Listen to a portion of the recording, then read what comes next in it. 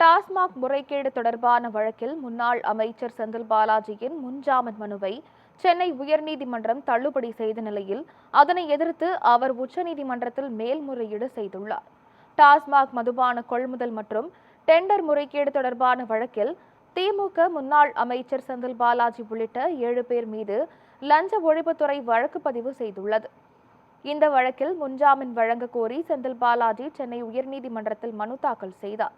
அதனை விசாரித்த உயர்நீதிமன்றம் தற்போதைய நிலையில் செந்தில் பாலாஜிக்கு முன்ஜாமீன் வழங்க முடியாது என்றும் விசாரணை ஆரம்ப கட்டத்தில் உள்ளது என்ற லஞ்ச ஒழிப்புத்துறை வாதத்தை ஏற்பதாகவும் தெரிவித்தது.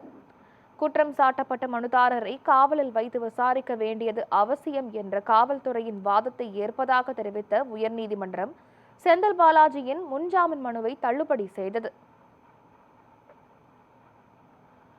முன்ஜாமீன் மனுவை சென்னை உயர்நீதிமன்றம் தள்ளுபடி செய்த நிலையில் முன்னாள் அமைச்சர் செந்தில் பாலாஜி அதனை எதிர்த்து உச்சநீதிமன்றத்தில் மேல்முறையீடு செய்துள்ளார்.